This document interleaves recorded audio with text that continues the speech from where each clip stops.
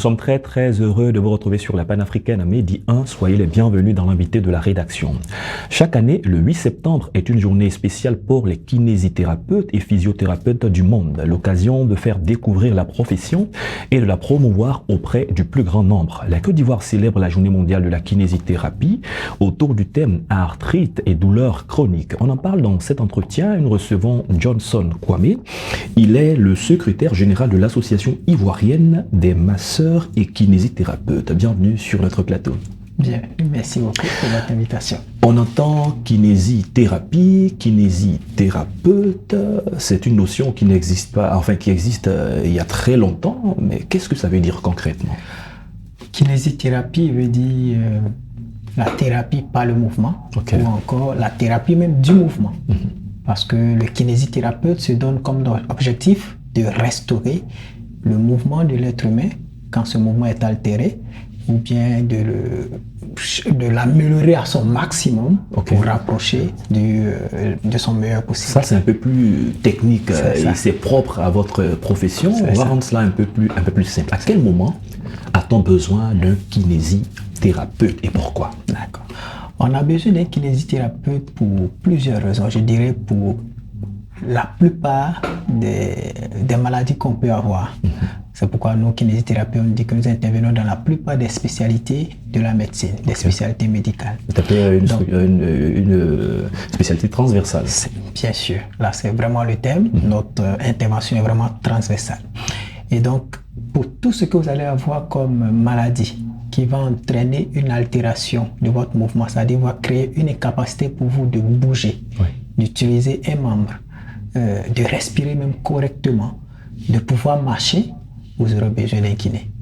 Ça peut être en hospitalisation, même en urgence, pour quelqu'un qui a un encombrement bronchique.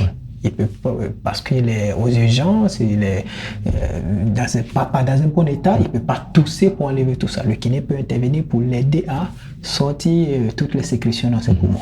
Pour un enfant, c'est la même chose. Il ne sait pas tousser pour enlever. Le kiné intervient. En plus de tout ce qu'on peut faire comme après des maladies qui vont vraiment altérer notre mouvement, qui vont nous empêcher de pouvoir bouger correctement. D'accord. Quand on parle de kinésithérapie aussi, parfois on pense à la douleur. On connaît des personnes qui souffrent de certains maux et qui parfois font référence à un kinésithérapeute. C'est ça. Oui, je dirais que la douleur est la principale raison pour laquelle les personnes sollicitent les kinés. C'est vraiment le numéro 1 dans la plupart de nos services, notamment tout ce qui est douleur lombaire, douleur cervicale. Oui, et la kiné est une très bonne indication dans ces cas-là. Et quelle est la technique qui est utilisée pour soulager bien entendu ces douleurs-là? Vous voyez, bon, il n'y a pas de technique miracle, mais on sait que quand on aborde un patient, avant tout, c'est de connaître un peu l'histoire de ce dont il souffre. C'est de l'interroger, de comprendre comment il vit cela au quotidien. Je vous disais que quand quelque chose empêche une personne de fonctionner normalement, de bouger normalement, de vivre à l'aise, nous on intervient. Donc là, la technique, ça sera d'abord l'écoute du patient pour comprendre vraiment comment est-ce que cette douleur agit sur sa qualité de vie et pouvoir lui apporter, à partir de quelques petits mouvements qu'on peut commencer, qu'il pensait même ne pas pouvoir être capable de faire, l'encourager à faire ces mouvements-là.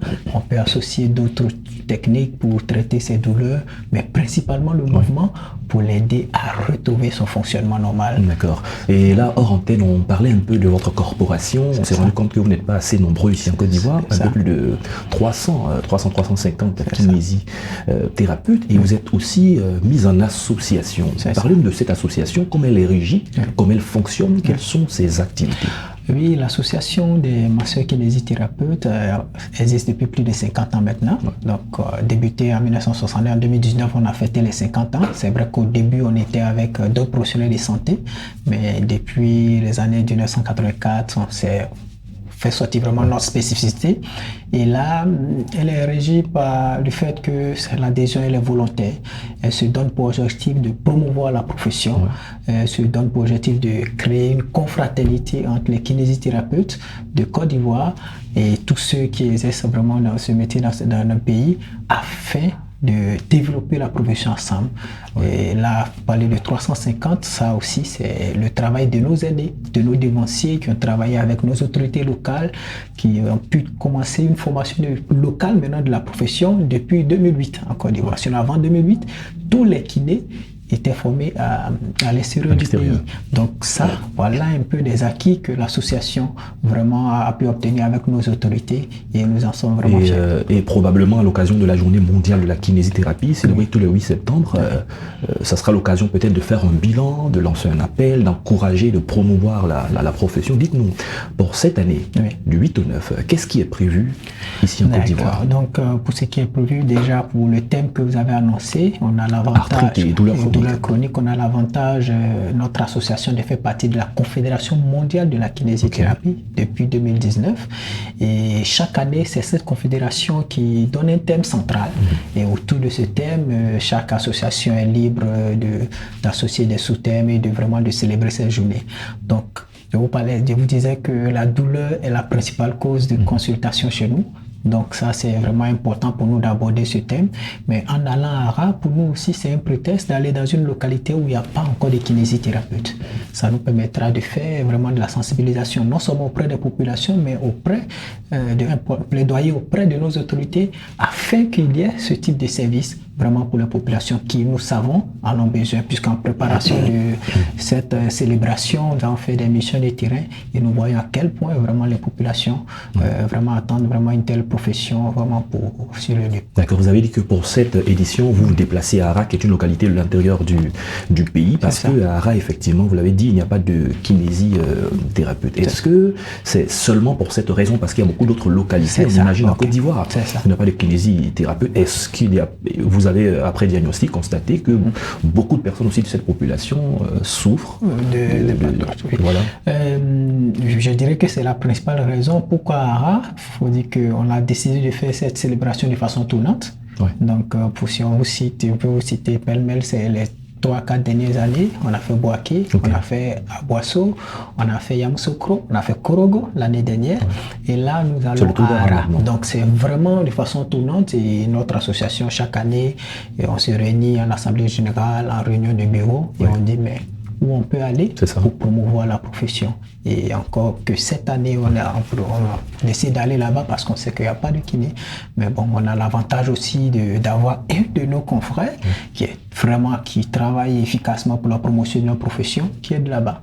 Qui, pour lui aussi, ce serait vraiment une belle occasion que la population, ses parents et la population d'Ara puissent bénéficier vraiment des compétences qu'il a pu acquérir dans ce métier aussi. Après plus de 50 ans d'existence, un peu plus de 350 kinésithérapeutes, on se demande aujourd'hui quels sont vos prochains défis?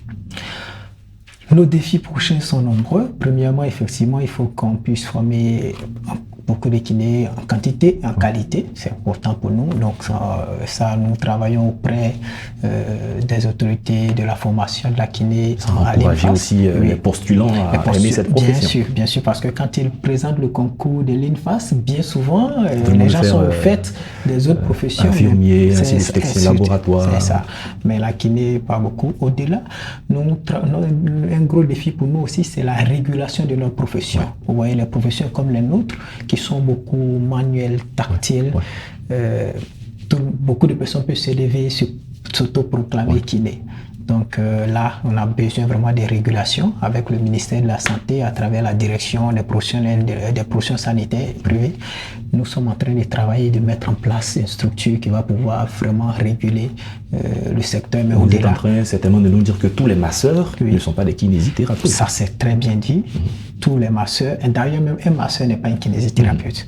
C'est parce qu'on est kinésithérapeute qu'on a le massage comme étant un arsenal thérapeutique. Donc le kiné avant tout un technicien, un professionnel de santé, alors qu'un masseur tout court n'est pas un professionnel de santé. Maintenant, on ajoute masseur kinésithérapeute à travers l'histoire, comment la profession a été développée en France. Les gens ont commencé d'abord par un diplôme de massage, à la sortie des guerres mondiales, ceux qui avaient eu certains handicaps, mais qui pouvaient au moins utiliser leurs mains. Mais après, on a vu que c'est plein de compétences qu'on peut mettre dans ce métier. Donc, ça n'a pas beaucoup évolué.